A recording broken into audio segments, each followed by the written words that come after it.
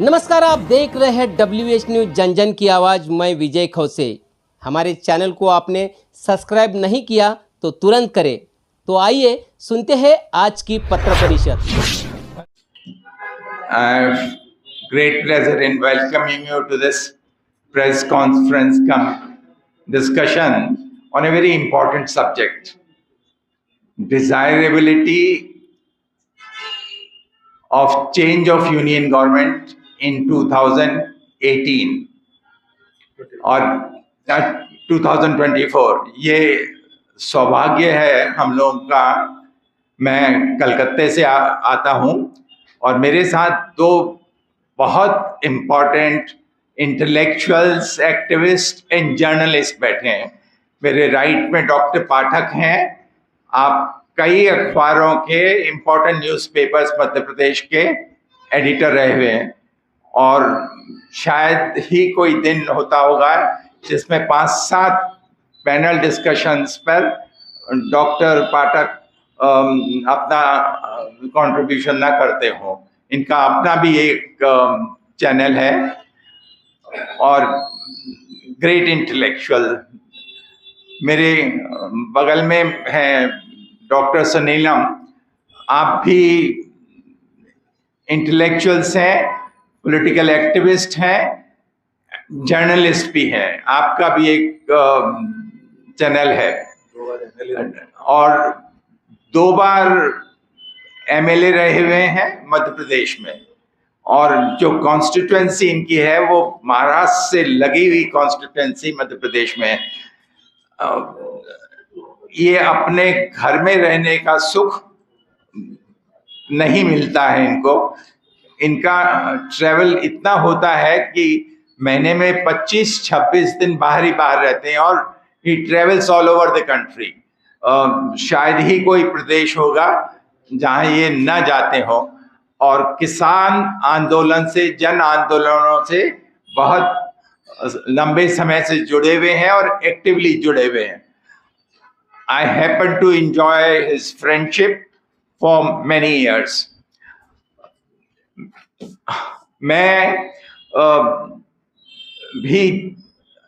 मैंने भी एक मैगजीन का एडिट किया हुआ है from 1977 to 1993. I was an editor of Parlance, a monthly magazine. I was also a member of the Press Council of India from 1982 to 1985. And I am now more a peace and social activist. I am working on the Indo-Pakistan Friendship Front as well as Jammu and Kashmir, where I have made at least 100 visits and spent more than 1,000 nights. And Pakistan, I have been there several times. We keep on organizing discussions with them. मैं पहले doctor पाठक से request करूंगा कि इस विषय पर वो बोले, फिर डॉक्टर सुनीलम बोलेंगे और उसके बाद मैं अपने विचार आपके सामने रखूंगा। डॉक्टर पाठक।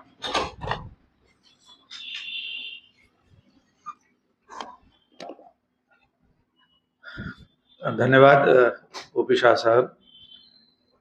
हम लोग पहली बार नागपुर में इस तरह की बातचीत करने आए हैं। ये पूरी तरह गैर राजनीतिक संवाद है।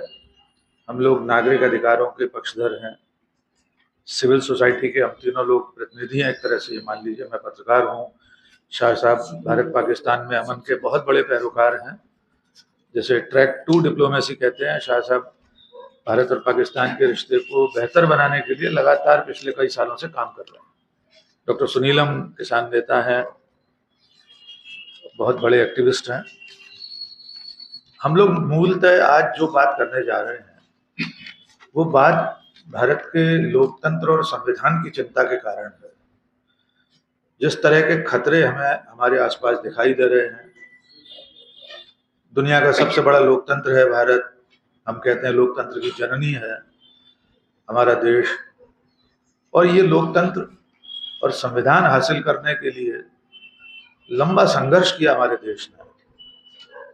लगभग 100 साल का स्वतंत्रता संग्राम 1857 से 1947 तक हमारी विरासत है, और हमारे संविधान निर्माताओं ने देश और समाज को चलाने के लिए दुनिया की जो सबसे अच्छी पद्धति हो सकती है वो लोकतंत्र है, संसदीय प्रणाली है। उसे चुना, एक संविधान बना जिसने हम सबको बराबर के अधिकार दिए। कोई छोटा बड़ा नहीं है, न धर्म के आधार पर, न जाति, न भाषा, न रंग, किसी भी आधार पर कोई नागरिक एक दूसरे से छोटा या बड़ा नहीं। सबके पास एक वोट का अधिकार है, चाहे वो कोई अरबपति हो, देश का प्रधानमंत्री हो, राष्ट्रपति हो, या एक साधारण कोई कामगार हो, मजदूर हो, किसान हो। लेकिन अब धीरे धीरे ऐसा लगने लगा है कि जो हमारे देश का राजनीतिक सामाजिक ताना बाना है, जो लोकतांत्रिक व्यवस्था हमें सौंपी थी हमारे पुरखों ने, वो कहीं ना कहीं खतरे में है। इसके 2-3 छोटे छोटे हम उदाहरण देखते हैं जिनसे समझने की कोशिश करेंगे। आप सब लोग पत्रकार हैं और जन आंदोलनों से निकले हुए लोग भी यहाँ मौजूद हैं। आप सब जानते हैं, कोई नई बात मैं आपको बताने नहीं जा रहा हूँ। मैं पहले मीडिया की बात कर लेता हूँ। मैं खुद पत्रकार हूँ, 3 दशक से अधिक पत्रकार रहा हूँ, जिसमें 25-26 साल से ज़्यादा तो एडिटर ही रहा। लेकिन ऐसा कभी नहीं हुआ कि पत्रकारिता ने सत्ता से सवाल नहीं किए हो। पत्रकारिता तो सत्ता का प्रतिपक्ष है। हम सब जानते हैं कि पत्रकारिता जन पक्ष के लिए है, जनता के पक्ष के लिए है, लोगों के लिए, नागरिकों के लिए। उसकी तरफ से, जनता की तरफ से उसे सरकार से, सत्ता से सवाल पूछने। आइए आइए, तो लोकतंत्र जिन 4 खंभों पर खड़ा है, हम सब जानते हैं कि जो लोकतंत्र की व्यवस्था है उसमें कार्यपालिका, न्यायपालिका, व्यवस्थापिका और पत्रकारिता। यद्यपि संविधान की जो मोटी सी किताब है उसमें कहीं लिखा नहीं है कि पत्रकारिता चौथा स्तंभ है, लेकिन इसकी सबसे बड़ी खासियत यह है कि लोगों ने, नागरिकों ने, देश ने और समाज ने इस पर भरोसा किया। ये भरोसा ही उसे चौथा स्तंभ बनाता है। आप संविधान पढ़ेंगे, उसमें कहीं लिखा नहीं है कि ये चौथा स्तंभ है, लेकिन अब ये भरोसा जो है वो दरक रहा है। पत्रकारिता सत्ता से सवाल पूछने की बजाय विपक्ष से सवाल पूछने लगी, नागरिकों से सवाल पूछने लगी। सत्ता से सवाल पूछना ऐसा लग रहा है कि जैसे कोई अपराध हो गया। आपने दुनिया में कहीं नहीं देखा होगा, किसी मीडिया में, दुनिया के किसी कोने का कोई मीडिया ऐसा नहीं करता कि जनता से सवाल पूछने लगे, जनता को कटघरे में खड़ा करने लगे। महंगाई के पक्ष में प्राइम टाइम डिबेट होने लगी है। अगर कीमतें बढ़ती हैं तो आपको याद होगा, एक चैनल ने पेट्रोल डीजल की कीमतें बढ़ने के पक्ष में एक शो किया था। सरकार के संरक्षण के लिए मीडिया काम करने लगा है। ये लोकतंत्र के लिए पहला खतरा है, जिसकी जिम्मेदारी है लोकतंत्र को बचाने के लिए व्यवस्था से सवाल पूछना। वो व्यवस्था का संरक्षक उसकी ढाल बन गया है। दूसरा महत्वपूर्ण स्तंभ है न्यायपालिका। हम सब देख रहे हैं कि हमारी जो पूरी न्यायिक व्यवस्था है वो भी सवालों के घेरे में है। इसका बहुत रोचक उदाहरण आपको बताता हूँ। बड़े बड़े जो मामले सबसे बड़ी अदालत में होते हैं, आप लोग, ज्यादातर लोग सोशल मीडिया पर हैं, देखते होंगे फैसला आने से पहले सोशल मीडिया पर लोग लिख देते हैं कि ये होने वाला है फैसला। कोई भी फैसला हो, मैं किसी विशेष प्रकरण का उल्लेख नहीं करना चाहता हूं, चाहे वो महाराष्ट्र की सरकार का मामला हो, राफेल का मामला हो, अभी जो इलेक्टोरल बॉन्ड का मामला भी लंबित है। ऐसा लगता है कि देश के लोगों को पहले से पता है क्या फैसला होने वाला है। ये हमारी न्यायिक व्यवस्था पर सवाल है। देश के इतिहास में पहली बार ऐसा हुआ कि सुप्रीम कोर्ट के 4 जजेस बैठकर प्रेस कॉन्फ्रेंस कर रहे हैं, बता रहे हैं सुप्रीम कोर्ट की रजिस्ट्री ठीक काम नहीं कर रही है, केसों का बंटवारा ठीक नहीं हो रहा है, इत्यादि इत्यादि। ये दूसरा बड़ा खतरा है, क्योंकि किसी भी सभ्य समाज में, लोकतांत्रिक व्यवस्था में, उस व्यवस्था को बनाए और बचाए रखने का जो सबसे बड़ा संरक्षक है वो न्यायपालिका है। पत्रकारिता उस तरह के संरक्षक नहीं है। उसके पास कोई एग्जीक्यूटिव पावर नहीं है, उसके पास कोई कार्यपालिक अधिकार नहीं है। वो एक हरकारे के रूप में, आवाज लगाने के रूप में, चौकीदार के रूप में काम करती है, लेकिन न्यायपालिका तो संरक्षण करती है। तो न्यायपालिका नागरिकों और नागरिक अधिकारों का संरक्षण करने की बजाय सत्ता का संरक्षण करती हुई दिखाई दे रही है। ये दूसरा बड़ा खतरा है। तीसरा बड़ा खतरा है कि जो लोकतांत्रिक तरीके से चुने हुए प्रतिनिधि हैं, जिन्हें जनता ने चुना है, हमारा लोकतंत्र जिस सबसे बड़े स्तंभ पर टिका हुआ है वो हमारी विधायिका है, विधानसभाएं हैं, संसद है, राज्यसभा है, लोकसभा है, उन सब की जो पवित्रता है, उनकी स्वायत्तता है, वो भी खतरे में है। 400 से ज्यादा विधायक पिछले 9 सालों में, भले ही एक राजनीतिक दल ने ये आंकड़ा दिया हो, हम सब जानते हैं, ये तो हमारा काम है, पत्रकारों का काम है ये आंकड़े निकाल कर देश को बताना। किसी पार्टी का राष्ट्रीय अध्यक्ष क्यों बताए? हमें देश को बताना है कि कितने बड़े स्तर पर 400 से ज्यादा विधायक पाला बदलकर एक से दूसरी तरफ चले गए। मैं किसी राजनीतिक दल के पक्ष या विपक्ष में बात नहीं कर रहा हूं, लेकिन लोकतंत्र में जनता के मताधिकार से चुना गया प्रतिनिधि अगर इस तरह दल बदल करे तो हमारी पूरी लोकतांत्रिक प्रणाली ही संदेह के घेरे में पड़ जाती है। इस वक्त आज की तारीख में मैं जिस राज्य में बैठा हूं, आप सब लोग उसके साक्षी हैं किस तरह से हुआ। मैं जहां से आता हूं, मध्य प्रदेश से, वहां किस तरह से हुआ। तो कुल मिलाकर ये भी भविष्य के लिए अच्छे संकेत नहीं है। लोकतंत्र अगर इस तरह से विकृत होता जाएगा, चुने हुए प्रतिनिधि अगर इस तरह से दल बदल और पाला बदल करते रहेंगे, दल बदल कानून बेमानी हो जाएगा, संविधान से ली गई शपथ बेमानी हो जाएगी, नागरिकों ने जो भरोसा व्यक्ति विशेष में किया या दल विशेष में किया वो शून्य हो जाएगा, तो हमारा पूरा लोकतंत्र खतरे में पड़ जाएगा। हम लोग सिर्फ ये विचार आपके सामने साझा करने आए हैं कि देश और समाज को समय रहते ये समझना है कि इस लोकतंत्र को बचाना ज्यादा जरूरी है। दुनिया का इतिहास इस बात का गवाह है कि जितने भी देशों में तानाशाही आई है, वो आई तो लोकतांत्रिक तरीके से चुनकर ही है। बहुत सारे लोग 1930-31 का जर्मनी आप पढ़ लीजिए इतिहास, या और भी तमाम दुनिया के देशों में जो कुछ हुआ है, लेकिन धीरे धीरे लोकतांत्रिक व्यवस्था तानाशाही में या एक तंत्र में बदल गई और इसका असली खामियाजा लोक ने भुगता है, लोगों ने भुगता है, और फिर पीढ़ियां लग गई उस कीमत को अदा करने में। एक सदी का कम पड़ जाती है एक बार व्यवस्था भंग होने के बाद, जब मानवाधिकार खत्म हो जाते हैं, लोगों की आज़ादी खत्म हो जाती है, आपकी बोलने की आज़ादी, लिखने की आज़ादी, अभिव्यक्ति की आज़ादी, हर तरह के आपके जब अधिकार छीन लिए जाते हैं तो उसकी कीमत बहुत भारी होती है, और वो वापस पाने के लिए, अधिकारों को वापस पाने के लिए लंबा संघर्ष करना पड़ता है। हम सब लोग लोकतंत्रकामी लोग हैं, हम स्वतंत्र चेता लोग हैं, हमारा किसी दल से कोई लेना देना नहीं है। हमारी आस्था लोकतंत्र में और संविधान में है, देश के लोगों में है, देश में है, और देश लोगों से बनता है। लोग देश कोई कागज के नक्शे पर बना हुआ, कागज के टुकड़े पर बना हुआ कोई नक्शा नहीं होता। देश हम सब से बनता है, नदियों से, पहाड़ों से, नागरिकों से, खेतों से। उस सबको बचाने के लिए नागरिकों को हम सिर्फ ये आवाज लगा रहे हैं, ये चेता रहे कि जब भी ऐसा अवसर आता है, जब आप अपने मताधिकार से लोकतंत्र और संविधान को बचाने की अपनी जिम्मेदारी पूरी करते हैं, तब ये याद रखिए कि क्या खतरा है और खतरा किससे है। ये खतरे को सिर्फ रेखांकित करना जरूरी है, और आप सब लोग भी जो मीडिया के लोग हैं या जो जन आंदोलनों के लोग आप सब यहाँ उपस्थित हैं, आप सब जानते हैं कि खतरा कहाँ से और किधर से। और अंतिम बात, जो हमारे आइडिया ऑफ इंडिया के लिए खतरा है, हमारा जो सामाजिक ताना बाना है, अनेकता में एकता का, सामाजिक सद्भाव का, भाईचारे का, सांप्रदायिक, धार्मिक, हर तरह की एकता का जो ताना बाना है, वो खतरे में है।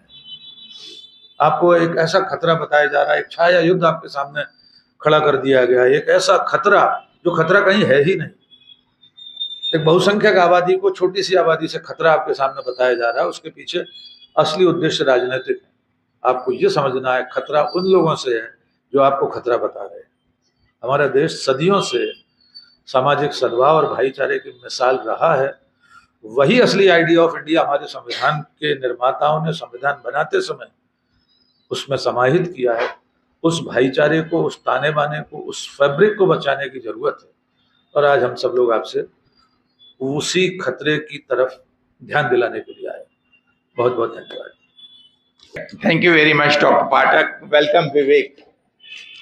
May I now request Dr. Suninam to offer his comments in 7-8 minutes. Dr. Suninam.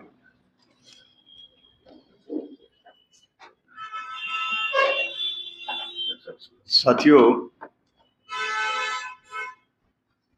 20 minute हो चुका है, थोड़ा सा कॉन्फ्रेंस है। डॉक्टर पाठक जी ने क्योंकि वो एक आध दो समूह को छोड़ के बाकी सभी मीडिया समूहों के संपादक रहे हैं। मध्य प्रदेश के एक बड़ी सेलिब्रिटी स्टेटस के गांधीवादी पत्रकार भी हैं और सोशल एक्टिविस्ट भी हैं। ओपी शाह जी, कश्मीर हो, पाकिस्तान हो, उसको लेकर के बहुत कम लोग ऐसे हैं जिन्होंने इतना इंटरेक्ट किया होगा उन सवालों को लेकर के जो देश और उसके सामने है। विवेक जी को आपके स्थानीय हैं तो आप जानते हैं, श्याम जी को भी सब लोग जानते हैं। मैं आपसे पहली बात तो ये कहना चाहता हूं कि अभी आपने सिविल सोसाइटी के कुछ लोगों ने एक चार्जशीट जारी की, शायद आपकी नजर में आई होगी। अगर नजर में नहीं आई तो उसके ऊपर नजर जरूर डालिएगा। उन्होंने बताया कि किस तरीके से पार्लियामेंट के अंदर पूरा का पूरा लोकसभा बिना डिप्टी स्पीकर के ही निकल गया। ऐसा इतिहास में कभी नहीं हुआ, और इसलिए नहीं हुआ क्योंकि डिप्टी स्पीकर अपोजिशन को देना पड़ता है, तो उन्होंने बनाया ही नहीं और पूरी संसद की कार्रवाई हो गई, 5 साल निकाल दिए। बजट के अंदर ज्यादातर मसले 80% बजट के ऊपर कभी चर्चा ही नहीं हुई। ऐसा भी हुआ कि 250 से ज्यादा सवालों को डिलीट कर दिया गया। जो आ चुके थे उन सांसदों को सस्पेंड किया गया और उसके बाद में उनके प्रश्न भी डिलीट कर दिए गए, जिसका कोई प्रावधान जो है वो नहीं है। पूरी की पूरी जो सरकार है उसमें ऑर्डिनेंस से सरकार चलाने की कोशिश है। आप देखेंगे यूपीए के समय में 60-65 हुए होंगे ऑर्डिनेंसेस, तो अभी जो है 200 से ऊपर हो गए होंगे। एक एक बड़े बड़े बिल्स लाते हैं और बिना चर्चा के उसको पारित कर देते हैं। 145 सांसदों को बाहर रख करके संसद चलाना, विपक्ष मुक्त संसद का एक नया कॉन्सेप्ट देश के सामने आया है, जो लोकतंत्र के लिए और संवैधानिक व्यवस्थाओं के लिए बहुत बड़ा खतरा है। ये तो मैंने उल्लेख किया क्योंकि सिविल सोसाइटी के लोगों ने ये चार्जशीट जारी की है, तो उसको आपके सामने मैंने रखा। लेकिन मैं किसानों के बीच में काम करता हूं और किसानों ने, आपको मालूम है कि एक बहुत बड़ा 380 दिन का आंदोलन चलाया था संयुक्त किसान मोर्चे ने। उसमें 732 किसान शहीद हुए थे और उस आंदोलन को स्थगित करने के लिए सरकार ने उसके 3 किसान विरोधी कानून तो वापस ले ही लिए थे, लेकिन एक एश्योरेंस हम लोगों को लिखित तौर पर दिया था, एग्रीकल्चर सेक्रेटरी ने दिया था, और उसके अंदर एमएसपी की कानूनी गारंटी को हमारे को इंश्योर करेंगे और मुकदमे जो है वापस लेंगे और तमाम सारी बातें लिख करके दी थी। लेकिन उसमें से एक भी लिखित जो वायदा था वो पूरा नहीं किया। और इस समय जो देश के अंदर स्थिति है, मैं ये आपके सामने लाना चाहता हूं, क्योंकि बहुत ही निराशाजनक चित्र उभरता है जब ये देखा जाता है कि लोगों ने जिस सरकारों को चुना, तो अभी 10वां प्रयोग था झारखंड के अंदर, 9 प्रयोग हो चुके हैं जहां पर कि चुनी हुई सरकार को एक तरीके से अपहरण कर लिया गया, खरीद फरोख्त हो गई, जिसके अंदर जो है बहुत लंबी लिस्ट है, सब आपके सामने, उसे दोहराने की जरूरत नहीं। लोगों को यह बताया जा रहा है कि आप ईवीएम से वोट करोगे तब भी वोट हमारा है, क्योंकि ईवीएम जहां पर बनती है वहां के 7 डायरेक्टर्स में से बेल के 4 डायरेक्टर्स हमारे पार्टी के पदाधिकारी हैं। ईवीएम का जितनी मैन्युफैक्चर हुई और आज जितनी है चुनाव आयोग के पास में, उसमें लाखों मिसिंग हैं, 17 लाख। आपको मालूम है कि तमाम सारे जो वैज्ञानिक हैं वो अब इस बात को बता रहे हैं कि किस तरीके से ईवीएम को मैनिपुलेट किया जा सकता है। और मैं केवल एक ही बात से बताता हूं कि ये मेरा फोन है, ये फोन के अंदर एक तरफ से अगर मैं करूंगा तो इससे ऑन ऑफ हो जाएगा, दूसरी तरफ से वॉल्यूम होगा। जब मैं दोनों को दबा दूंगा तो स्क्रीनशॉट आ जाएगा। ये है प्रोग्रामिंग, और इसी तरीके की प्रोग्रामिंग किसी भी स्तर के ऊपर की जा सकती है, ये बात तमाम सारे लोग बता रहे हैं। लेकिन सरकार ये बता रही है कि ईवीएम क्योंकि हमारे कंट्रोल में है, तो हम जो चाहे कर सकते हैं। और अगर आप बैलेट की बात करते हैं तो चंडीगढ़ आपने देख लिया, बैलेट अगर आप करा लोगे और आपकी 20 की मेजॉरिटी होगी और मेरी 16 की माइनॉरिटी होगी तो भी मैं ही जीतूंगा, मेरा ही आदमी जीतेगा। और अगर आप कोई सरकार बना भी दोगे तो उसको भी मैं हटा करके अपनी सरकार बनाने का काम मैं कर लूंगा। मेरा कहना यह है कि ये लोकतंत्र के लिए बहुत ही खतरनाक और भयावह स्थिति है। और इस भयावह स्थिति को देश के अंदर नागरिक संगठन समझ रहे हैं, बुद्धिजीवी समझ रहे हैं, पॉलिटिकल पार्टी समझ रही हैं, इसलिए उन्होंने अपना एक इंडिया गठबंधन बनाया है, किसानों ने अपना एक एसकेएम बनाया है। हम लोगों ने, लोग कहते हैं कि किसानों का आंदोलन समाप्त हो गया, लेकिन मैं आपको बताना चाहता हूं कि अभी पिछली संविधान दिवस पे 3 दिन का पूरे देश के अंदर लाखों किसानों के धरने राजभवन के ऊपर हुए। मैं था 26 नवंबर को मैं पंजाब में था, 50,000 किसान थे, 5 किलोमीटर की ट्रैक्टर रैली थी। 27 को मैं लखनऊ में था, 10,000 किसान थे। उसके बाद मैं पटना के अंदर था, 15,000 किसान थे। ये मैं आपको इसी नंबर का बता रहा हूं। फिर लाखों किसानों के साथ में 26 जो है जनवरी की ट्रैक्टर रैली हुई। और अब आपके माध्यम से मैं ये बताना चाहता हूं, आपको शायद पहले से भी सूचना होगी कि 16 फरवरी को पूरे देश में इंडस्ट्रियल स्ट्राइक हो रही है, अलग अलग सेक्टर्स की स्ट्राइक हो रही है और ग्रामीण बंद हो रहा है।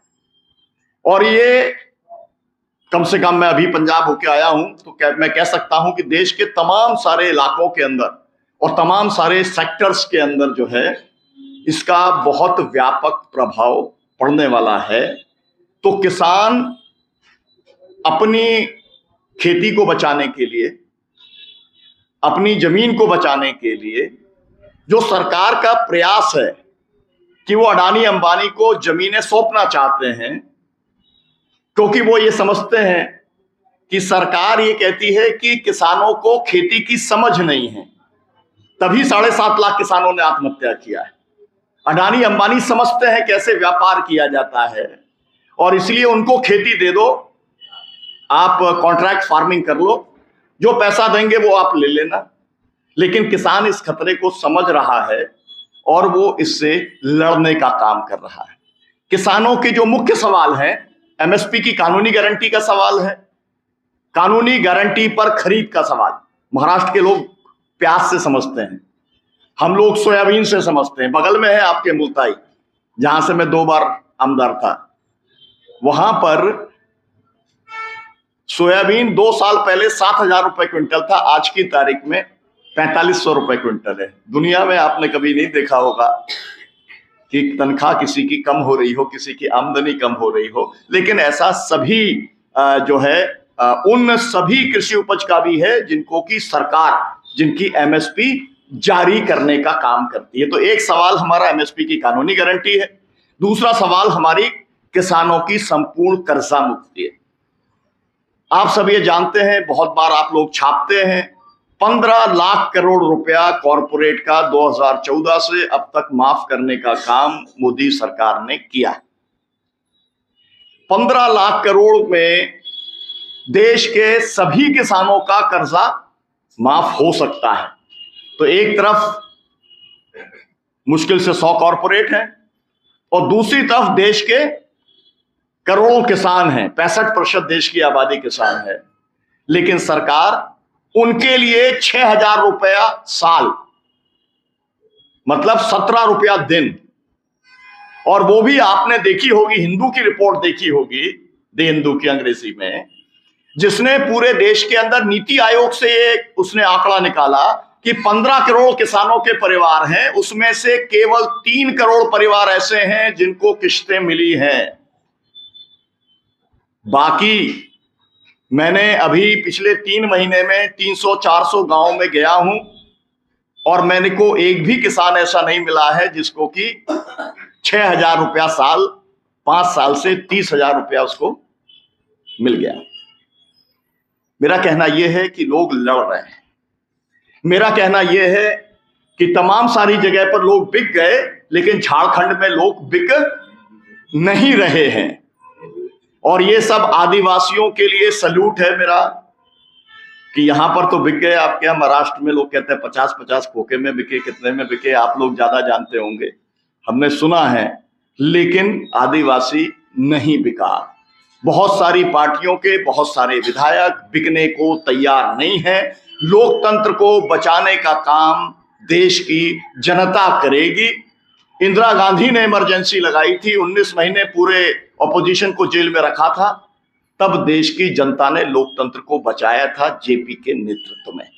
और अब जब फिर लोकतंत्र को खतरा है, संविधान को खतरा है, देश की पूरी प्रॉपर्टी जो है अडानी अंबानी को दी जा रही है, तो फिर एक बार जनता उठेगी और लोकतंत्र को बचाएगी और सिविल सोसाइटी उसके अंदर वैसी ही भूमिका अदा करेगी जैसी कर्नाटक के अंदर, अगर आपने सुना होगा तो नाडू कर्नाटका, जागो कर्नाटका नाम का जो एक कैंपेन चला था, सब लोगों ने मिलकर के एक इस तरीके का अभियान बूथ लेवल के ऊपर चलाया कि उन्होंने डिवीजन को भी रोक दिया और उन्होंने पोलराइज्ड तरीके से नतीजे के ऊपर असर डालने का काम किया। तो अभी भी सिविल सोसाइटी इस काम की तैयारी में है। शुक्रिया। Thank you very much. Vivek, would you like to continue? So you want to speak later? No, I don't have anything. अच्छा, all right. एक बात आपने बोला ही है तो मैं एक बात कह देता हूँ। One comments to make. और डॉक्टर सुनीलम जी ने कह दी है। मैं सिर्फ एक बात कहूँगा आपके माध्यम से कि एक व्यक्ति से इस देश का पूरा भविष्य जोड़ा गया है। वो व्यक्ति रहेंगे तो इस देश को भविष्य है, नहीं तो इस देश को कोई भविष्य नहीं। इस तरह का एक नैरेटिव जो सत्तारूढ़ पार्टी है उसकी तरफ से फैलाया जा रहा है। मोदी जी रहेंगे तो ही ये देश बचेगा, नहीं तो ये देश को कोई फ्यूचर नहीं है। इस तरह का एक वातावरण बनाने की कोशिश की जा रही है। मुझे लगता है इस देश में काबिल लोग बहुत हैं और सारे मिलकर इस देश को आगे बढ़ा सकते हैं, लेकिन हो ये रहा है कि सिर्फ एक व्यक्ति को बताया, महिमा मंडल हो रहा है, एक व्यक्ति को बताया जा रहा है कि ये अगर रहेंगे तो ये देश बचेगा, नहीं तो ये देश खत्म है। इस तरह का जो नैरेटिव पेडल किया जा रहा है सत्तारूढ़ पार्टी की तरफ से, वो बहुत खतरनाक है।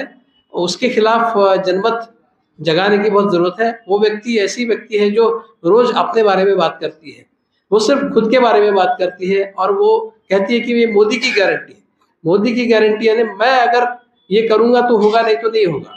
इस तरह का एक नैरेटिव मोदी जी की तरफ से और बीजेपी की तरफ से और उस जो वो इकोसिस्टम का पार्ट है, वो पूरा जो परिवार है उसके तरफ से पेडल किया जा रहा है।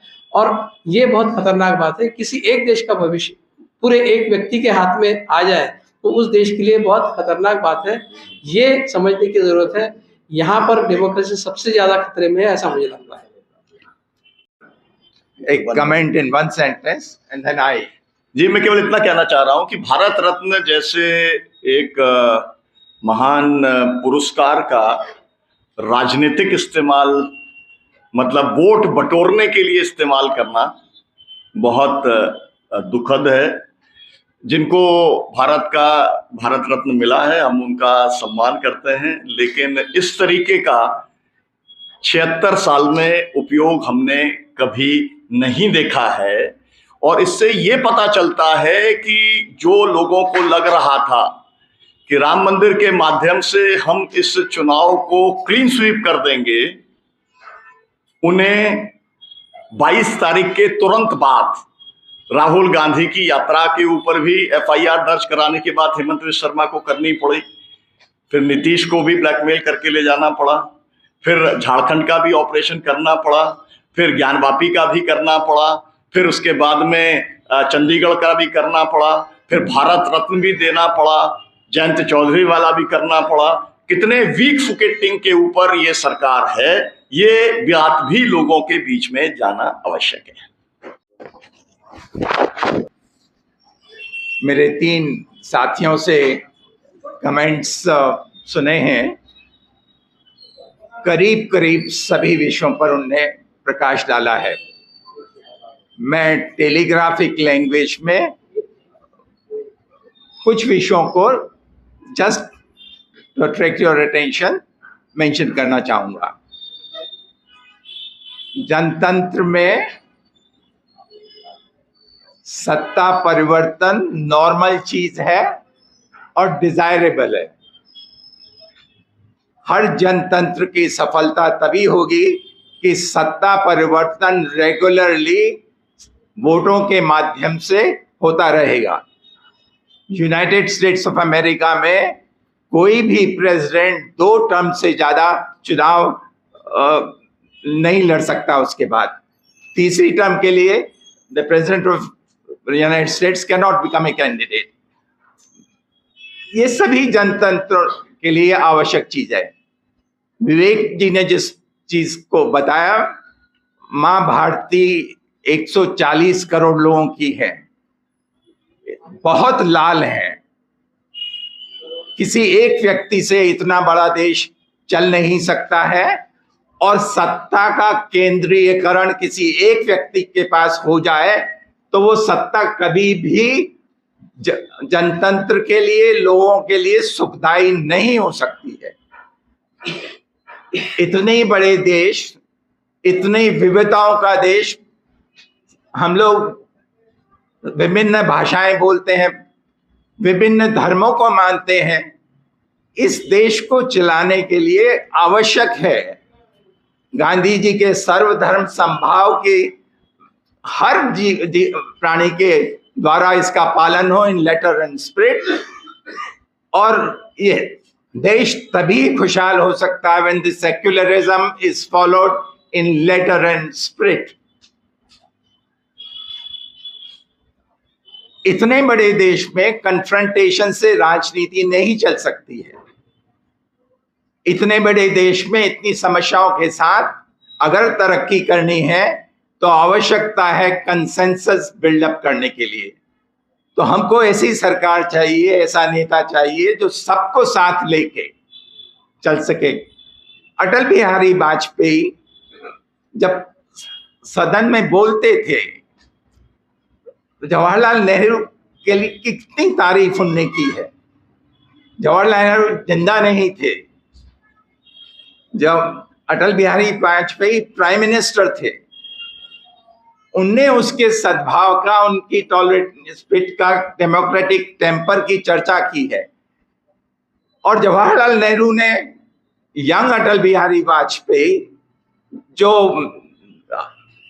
जिसकी पार्टी की कोई क्षमता नहीं थी, उसको भी कहा कि one day you will be prime minister of India, encourage करते थे। तो हमारी यहाँ आवश्यकता है ऐसी लीडरशिप की कि जो सबके साथ मिलके चल सके and we build up, we follow the politics of consensus, और हम उनके माध्यम से हमारी सरकार की पॉलिसियों को बनाएं और चलाएं। बहुत जरूरी है। जम्मू एंड कश्मीर के बारे में काफी चर्चा सरकार ने की है और आर्टिकल 370 और 35A का जो अब्रोगेशन हुआ है उसके बारे में ये कहा जाता है कि इससे देश का बहुत बड़ा लाभ हुआ। डॉक्टर साहब ने मेरे बारे में ये कहा कि मैं जम्मू एंड कश्मीर में जुड़ा हुआ हूं और लगातार जाता हूं। जम्मू एंड कश्मीर में आर्टिकल 370 और 35A का जिस तरह से अब्रोगेशन हुआ उससे देश का नुकसान हुआ। हम क्या अचीव करने की सोच रहे थे?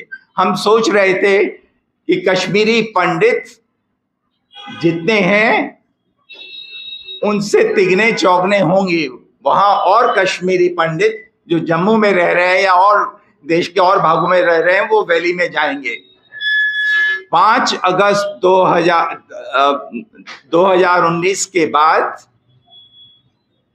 कश्मीरी पंडित की संख्या जो 2019 5 अगस्त को थी उससे 1/3 से भी कम है आज के दिन। और जो रह भी रहे हैं वो भी चाह रहे हैं कि वहां से निकल जाएं। टारगेट किलिंग्स कश्मीरी में बंद हो गई थी। टारगेट किलिंग्स फिर चालू हुई है 2019 के अगस्त के बाद। हमारे को इस कदम के लेने से क्या फायदा हुआ?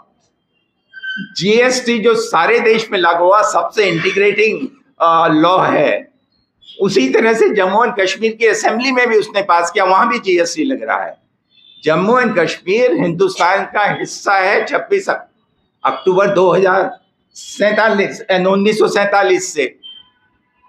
हमारी करेंसी, हमारी सिक्योरिटी, हमारी आर्मी, हमारा एजुकेशनल सिस्टम, हमारा पासपोर्ट, सब कुछ है। तो इसलिए आवश्यकता है कि जो लोग हमसे रूठे हुए हैं किसी भी कारण से, उनके मन जीतने की आवश्यकता है। तो उस पॉलिसी की आवश्यकता थी कि जो लोग हमसे खुश नहीं हैं वहां पर सही मामले में जनतंत्र देने की। आप इमेजिन करिए, महाराष्ट्र में, गुजरात में, यूपी, बिहार में प्रेसिडेंट रूल लागू हो जाए और 5 साल तक चुनाव नहीं हो तो लोगों की क्या प्रतिक्रिया होगी? कश्मीर में 2018 से प्रेसिडेंट रूल लगा हुआ है, आज तक असेंबली के चुनाव नहीं हुए हैं।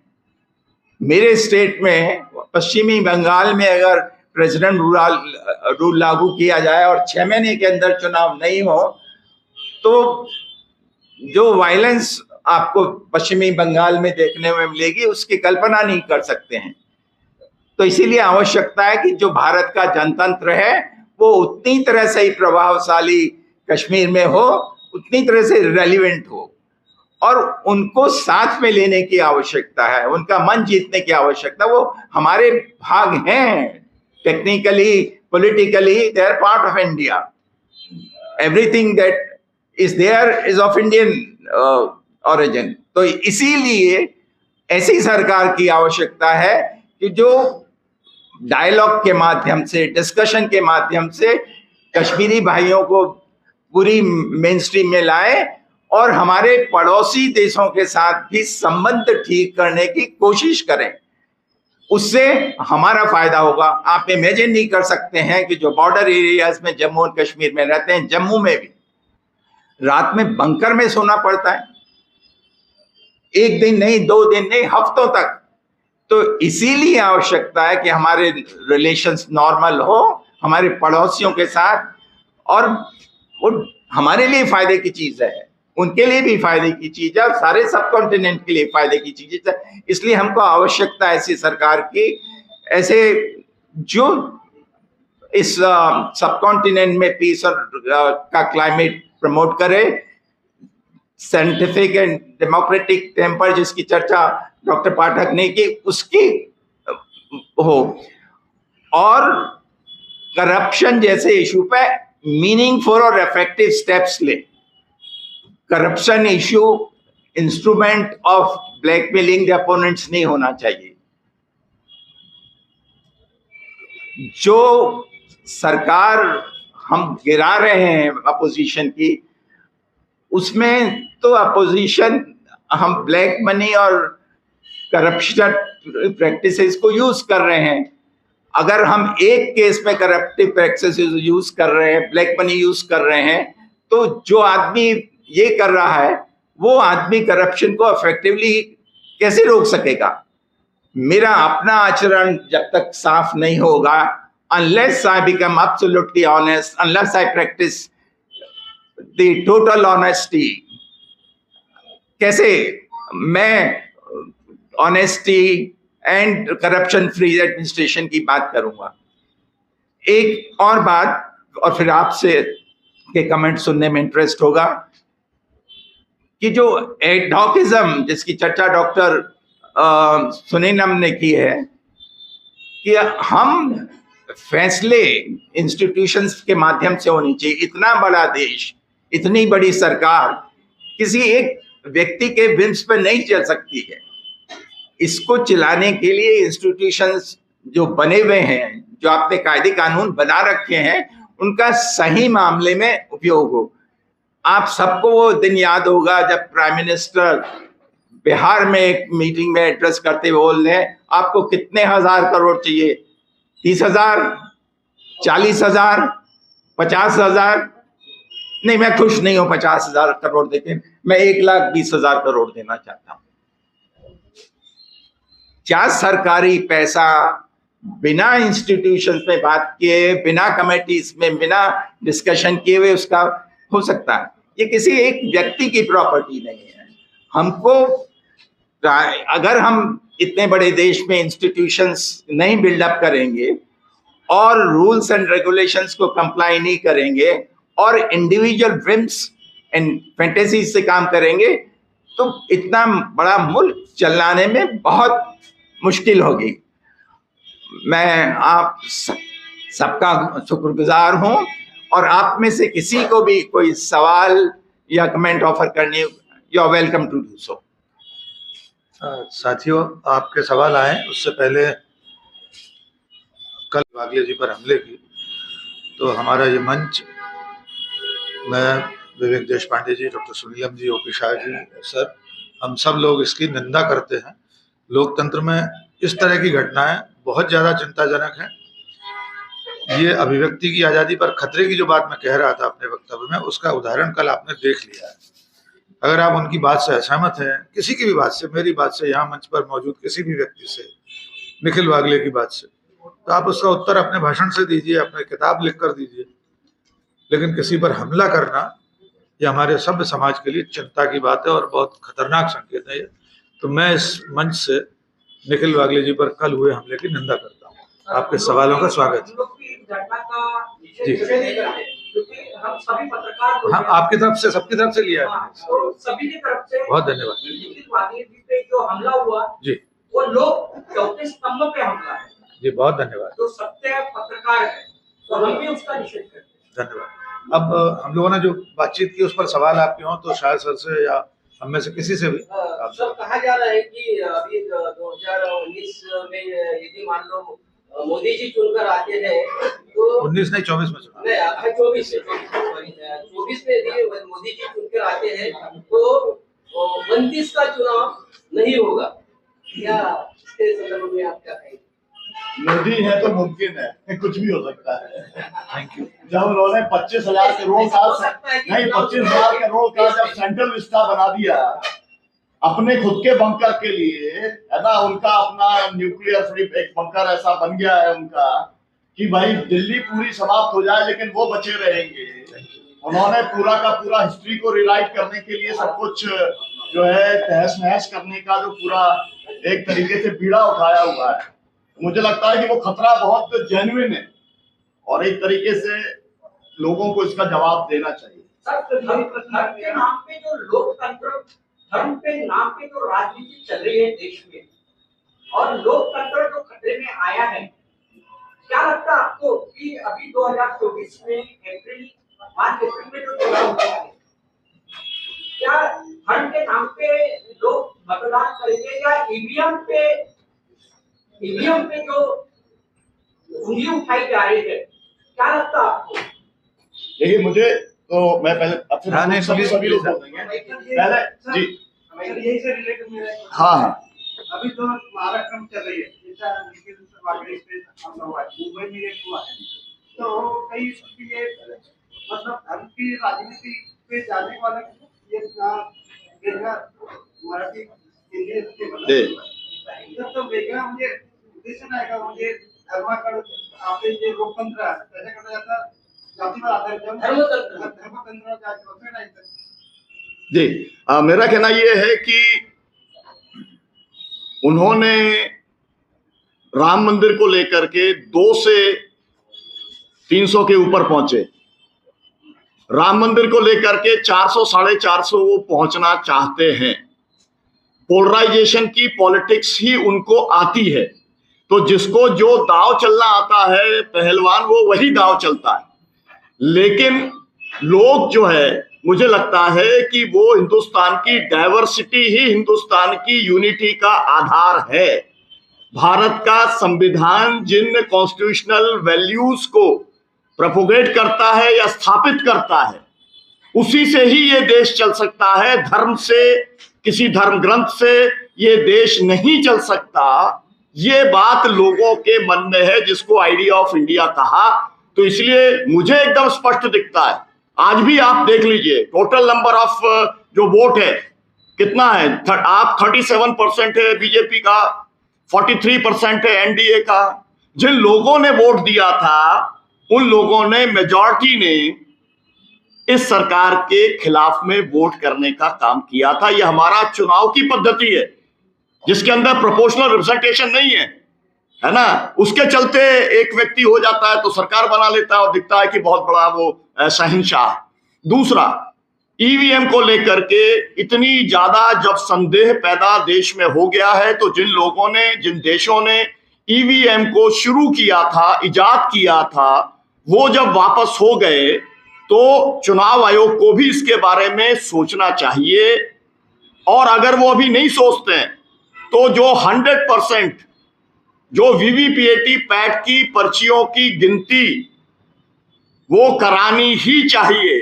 अगर वो नहीं कराई जाती है तो पूरा चुनाव अविश्वसनीय हो जाएगा और लोकतंत्र में चुनाव की प्रक्रिया की विश्वसनीयता सबसे महत्वपूर्ण है, ऐसा हमारा कहना है जी। ईवीएम पर एक बात, वैसे आप सब जागरूक पत्रकार हैं साथी लोग, फिर भी एक जानकारी छोटी सी आपसे साझा कर लें।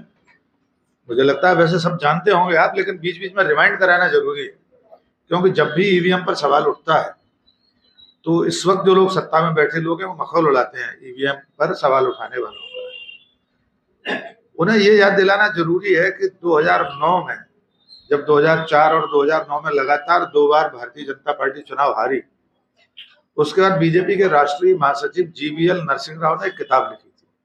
उस किताब का नाम है democracy at risk, can we believe our EVM machines, यानी लोकतंत्र खतरे में है और ईवीएम मशीनें विश्वास करने लायक नहीं है। जीवीएल नरसिंह राव की उस किताब की भूमिका लालकृष्ण आडवाणी ने लिखी थी।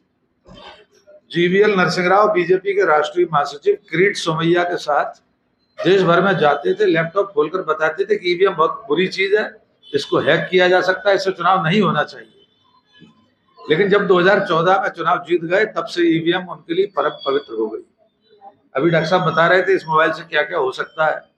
आप सब जानते हैं इस मोबाइल से यहाँ बैठकर आप दुनिया के किसी कोने में अपने घर के बेडरूम की लाइट को स्विच ऑफ कर सकते हैं, अपना दरवाजा रूम का खोल सकते हैं, यहाँ बैठकर दुनिया के किसी भी कोने में। तो ऐसी कोई भी चीज जो इस तरह के इलेक्ट्रॉनिक माध्यम से जुड़ी हुई है उसमें कुछ भी हो सकता है। और अगर लोकतंत्र में कुछ लोगों को, बहुत बड़ी संख्या में लोगों को किसी चीज पर अविश्वास हो रहा है तो सरकार को, भारत के निर्वाचन आयोग को या तो उन सारे संदेह को, उन सारी आशंकाओं को दूर करना चाहिए या फिर उस व्यवस्था को ही हटा देना चाहिए। दुनिया के तमाम देश ईवीएम हटा चुके हैं, ईवीएम से चुनाव नहीं होते हैं, बहुत कम देश ऐसे बचे। और जैसा कि डॉक्टर सुनीलम जी ने कहा कि या फिर वो वीवीपैट की पूरी गिनती करा दीजिए। और अंतिम बात, बहुत ज्यादा हल्ला मचाया जाता है कि अभी तीनों चारों इलेक्शन एक साथ लेने वाले हैं, तो वो राजनीति अभी खतरे में आएगी क्या? अभी जो लोकसभा, विधानसभा और जो नगर पालिका का, देखिए लोकतंत्र कैसा खतरे में, लोकतंत्र खतरे में, हमने कई सारे उदाहरणों से आपको बता दिया। ईवीएम उसका एक औजार है, उस खतरे को बढ़ाने वाला एक औजार उनके हाथ में है। और एक बात और जो मैं आखिरी बात कहना चाहता था, अक्सर आप लोगों को ये तर्क दिया जाता है कि ईवीएम मशीनों से चुनाव कराने पर जल्दी गिनती हो जाती है, बहुत समय अपना बच जाता है। तो हमारे देश को समय की कितनी चिंता है हम जानते हैं। मदारी का खेल देखने के लिए दिन भर लोग अपने काम पर जाना छोड़कर रुक जाते हैं। वोटों की गिनती जब 7 चरण में मतदान होता है तो गिनती भी 2 दिन अगर चल जाएगी तो कुछ नहीं बिगड़ जाएगा। हम लोगों ने अपनी पत्रकारिता विवेक सर में, हमने उस दौर में शुरू की थी जब मतपत्रों से गिनती होती थी। 24 घंटे 30 घंटे हम लोग सुबह घर से निकलते थे जब हम लोग रिपोर्टर थे। मतगणना 24 घंटे बाद खत्म होती थी, चुनाव परिणाम उसके बाद आते थे, तो कोई आसमान नहीं टूट जाता था। अगर अभी अमेरिका में 3-3 4-4 दिन और कई दिन चलती है वहां, तो दूसरे राज्यों से बाद में टेबुलेशन होता है, सब कंपाइलेशन होता है। तो ऐसा इस देश में क्या हो जाएगा कि अगर 24 घंटे मतपत्रों की गिनती कागज के मतपत्र से हो जाए तो ऐसा कौन सा बहुत बड़ा काम जरूरी है जो रुक जाएगा? जब आप 7 चरण में 1.5 महीने चुनाव चला सकते हैं तो गिनती के लिए 2 दिन रुकने में कौन सा आफत है? एक आखिरी सवाल आपका ले लेते हैं, हमारे कोई साथी पूछ रहे हैं। भारतीय लोकतंत्र के विरोध में वो लोग हैं जो, इधर से सवाल आया था उसको भी जोड़ देता हूं, जो धर्म के नाम पर राजनीति करना चाहते हैं। और वे लोग कौन है आप जानते हैं। संविधान की शपथ लेकर देश की राजधानी में गोली मारो जैसे नारे लगाए, संसद के भीतर अपने ही बराबर के दूसरे सांसद को धर्म के आधार पर अश्लील शब्दों में उसको संबोधित करें, उनसे ज्यादा खतरा लोकतंत्र में और किसको हो सकता है? वो खुद विधायक बन के गोली मार दे। मुंबई में भाजपा के विधायक ने गोली मार दी थाने के भीतर, वो भी नहीं, थाने में वो भी जी। उन्हीं के अंदर। तो आप इससे ज्यादा क्या हो सकता है?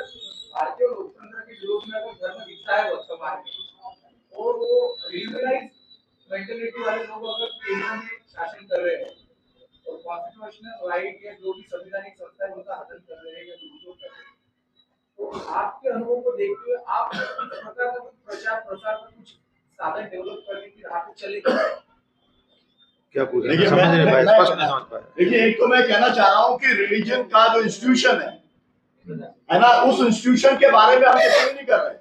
हाँ, उसके उसका लिए- जो लोग राजनीति में दुरुपयोग कर रहे हैं, बस उसके जो लिए- कट्टरपंथी लोग हैं, हम ये बात कह रहे हैं कि गांधी जी का सर्वधर्म समभाव या भारत के कॉन्स्टिट्यूशन के अंदर जो लिखा है, बाबा साहब ने प्रियम्बल में जो लिखा है कि सबको अपनी आस्था और विश्वास और अभिव्यक्ति की स्वतंत्रता, हम उसकी बात कर रहे हैं। हम किसी रिलीजन के खिलाफ में बात नहीं कर रहे हैं। लोगों को अपने धर्म के अनुसार आचरण करने का अधिकार है, लेकिन अपनी धार्मिक सोच को किसी दूसरे के ऊपर थोपने का अधिकार नहीं है। ये वाली बात है। तो इसलिए हम लोगों का बिल्कुल स्पष्ट मत है इसके अंदर। आपका काफी स्पष्ट है और ये कहना चाहता कल इस सवाल का, इस क्वेश्चन का जवाब कई मित्रों ने दे दिया है। जनता देगी वैसे। हाँ, और कोई प्रश्न, एनी अदर क्वेश्चन और कमेंट? हिंदुस्तान क्यों कहा जाता है और क्या कहना चाहिए जब हम संविधान की बात करते हैं? देखिए, हमारे संविधान में तो we the people of India, India that is Bharat लिखा, उसमें हिंदुस्तान, महाराष्ट्र में भी हिंदुस्तान कहते हैं, बड़े बड़े लोग कहते हैं, मैं सुनती हूँ।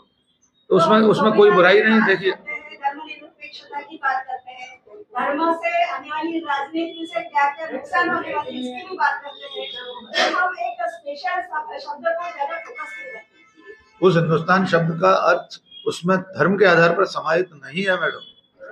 आदरणीय आजाद हिंद सेना का जो नारा था, जय हिंद, नेताजी सुभाष चंद्र बोस का, तो नेताजी सुभाष चंद्र बोस का नारा जय हिंद का देश के पहले प्रधानमंत्री ने उसको अपना जय घोष स्वीकार किया 15 अगस्त 1947 को अपने भाषण में लाल किले से। तो जय हिंद में वो हिंदू धर्म या इस राजनीतिक विचारधारा के हिंदुत्व से संबंधित नहीं है। हिंदुस्तान शब्द ना हिंदुस्तान शब्द का कोई अर्थ इस तथाकथित राजनीतिक हिंदू धर्म से नहीं है। हिंदुस्तान शब्द से आश्रय सिंधु घाटी सभ्यता के इधर रहने वाले, आप सोचिए किस जमाने में, ईसा से पहले जो किताबें लिखी गई हैं, तो हिंदुस्तान कहना होगा। नहीं, उसको धर्म के आधार पर नहीं है हिंदुस्तान कहना, आप गलत दिशा में लोग डिबेट इसके हाँ, बाद करेंगे। बिल्कुल है ही नहीं उस हिंदुस्तान से कोई। फिनिश। एनी